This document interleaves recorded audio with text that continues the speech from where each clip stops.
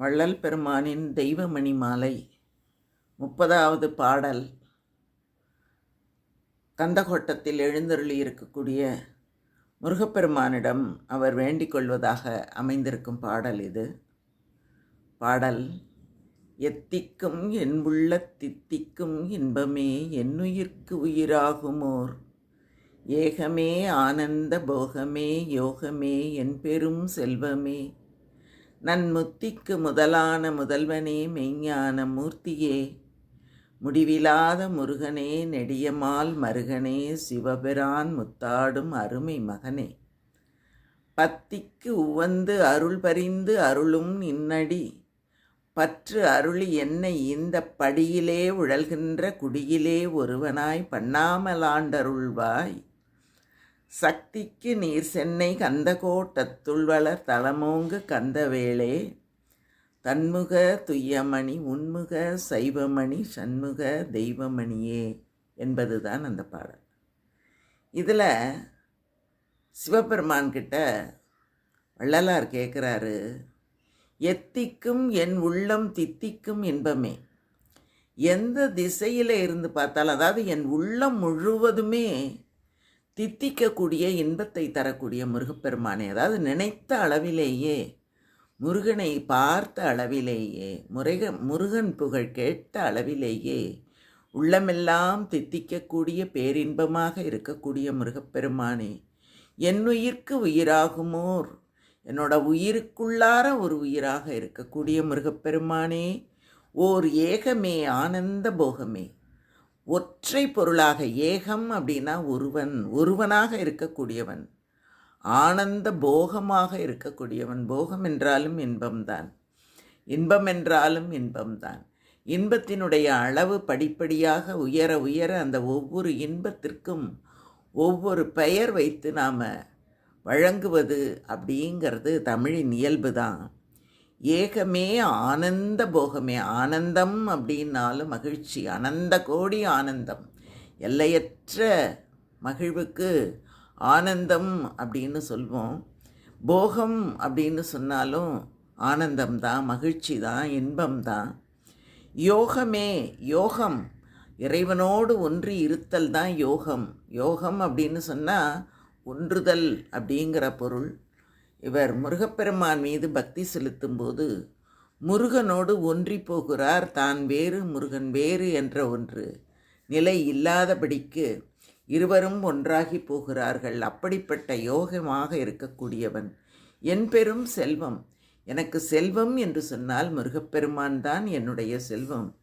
அப்படிப்பட்ட நன்முத்திக்கு முதலான முதல்வனே, இந்த உலகத்திலே இருக்கக்கூடிய உயிர்களெல்லாம் முத்தி பேறு பெற வேண்டும் என்பதற்காகத்தான், அந்த ஆசையில்தான் உழல்கின்றன. முருகப்பெருமான் யார் என்று சொன்னால் முத்திக்கு முதலான முதல்வன், அந்த முத்திக்கெல்லாம் மேம்பட்டு விளங்கக்கூடிய ஒரு முதல்வனாக இருக்கக்கூடியவன் மெய்ஞான மூர்த்தி. அவன்தான் ஞானம். ஞானம் என்றால் அவன்தான் பரிபூரணன். அவன் அப்படிப்பட்ட மெய்ஞான மூர்த்தி. மூர்த்தியே, மெய்ஞான மூர்த்தியே நீதான், ஞான மூர்த்தியே, முடிவில்லாத முருகனே. முடிவு என்பது உனக்கு ஏது? தோற்றமும் தொடக்கமும் முடிவும் இறுதியும் இல்லாத முருகப்பெருமானே, நெடிய மால் மருகனே. உயர்ந்த அந்த வாமன அவதாரத்தை பற்றி தான் ஆண்டாள் பேசும்போதும் அந்த பாடல்களிலே அதை பற்றி ரொம்ப பேசுவாங்க. அதே மாதிரி ஆழ்வார்கள் எல்லாம் வாமன அவதாரத்தை பற்றி மிகவும் உயர்த்தி பேசுவாங்க. அதையே இவரும் எடுத்துகிட்டு வந்து நெடிய மால் மருகன், விண்ணுக்கும் மண்ணுக்குமாய் மிகப்பெரிய வடிவமாய் உயர்ந்த மாலின் மருமகனாக இருக்கக்கூடியவனே, சிவபெருமான் முத்தாடும் அருமை மகனே. சிவபிரான், பிரான் என்றால் நீங்காதவன் என்று பொருள். சிவன் எப்போதும் என்னை விட்டு நீங்காதவனாக இருக்கிறான். அவன் முத்தாடும் அருமை மகன், அவன் கொஞ்சி கொண்டு இருக்கக்கூடிய முருகப்பெருமான், அவனுடைய மகனாக இருக்கக்கூடிய முருகப்பெருமானே, பத்திக்கு உவந்து அருள் பரிந்து அருளும். பக்தி அப்படிங்கிறது தான் அந்த இடத்துல பத்தி அப்படின்னு கொடுத்துருக்கிறாரு. பக்திக்கு உவந்து முருகப்பெருமான் எதற்கு உவப்பார் அப்படின்னா, முருகப்பெருமானிடத்திலே யார் அளவிறந்த பக்தி செலுத்துகிறார்களோ அவர்களைக் கண்டு முருகப்பெருமான் உவப்பான். அதனால தான் பக்திக்கு உவந்து. மீதி நீங்கள் என்ன கொடுத்தாலும் மகிழ்ச்சி வராது. வேணுங்கிற முருகப்பெருமானுக்கு நகை பண்ணி கொடுத்தா மகிழ்ச்சி வருமா? முருகப்பெருமான் மகிழ்வாரான்னா மகிழ மாட்டார். ஒரு 10 கோயிலை கட்டி அதில் கொண்டு போய் அவரை உட்காத்தி வச்சா மகிழ்வாரான்னா மகிழ மாட்டார். ஏன்னா எல்லாத்தையுமே உருவாக்குறவர் அவர் தானே. நீங்கள் என்னத்தை உருவாக்கி கொடுக்க போகிறீங்க? உங்களுக்குள்ளேயே இருக்கக்கூடிய பக்தி என்ற ஒன்றை தான் முருகப்பெருமானுக்கு நாம் உருவாக்கி கொடுக்க முடியும். மற்ற எல்லாத்தையும் அவனே உருவாக்கிக்குவான். அவனுக்கு எதுவும் நாம் கொடுத்து தான் முருகப்பெருமானை உயர்த்த வேண்டும் என்ற ஒரு பொருள் இல்லை. முருகப்பெருமானுக்கு எதை கொடுத்தாலும் முருகப்பெருமான் மகிழ மாட்டான். பக்தியை செலுத்தினால் மட்டுமே முருகப்பெருமான் பக்திக்கு மட்டுமே மகிழ்வான் என்பதனால்தான் பக்தி உவந்து அந்த பக்திக்காக மகிழ்ந்து அருள் பரிந்து அருள் பரிந்து அருளும்.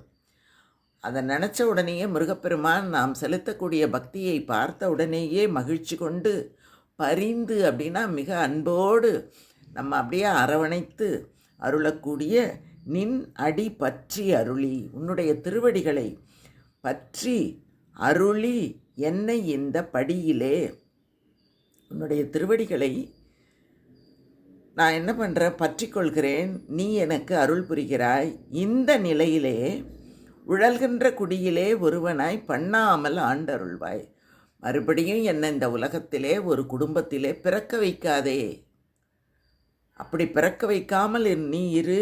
உழல்கின்ற குடியிலே ஒருவனாய் பண்ணாமல் ஆண்டருள்வாய். எனக்கு வேண்டியது பிறவிங்கிறது எனக்கு வேண்டாம். எனக்கு வேண்டியது அதில் இருந்த விடுதலை தான். எனவே நான் மீண்டும் ஒரு குடியில் பிறவாதபடிக்கு எனக்கு நீ அருள் புரிய வேண்டும் முருகப்பெருமானே என்று முருகப்பெருமானிடத்திலே கேட்கிறார். இது 30வது பாடல். நாளைக்கு அவருடைய தைப்பூசம். அதில் அந்த 31வது பாடலோடு நாம் அதை நிறைவு செய்யலாம் அப்படின்னு நான் நினைக்கிறேன். அப்படி ஆண்டு கொண்டு அருள்வாய் சக்திக்கு நீர் சென்னை கந்த கோட்டத்து உள்வளர் தலமோங்கு கந்தவேளே.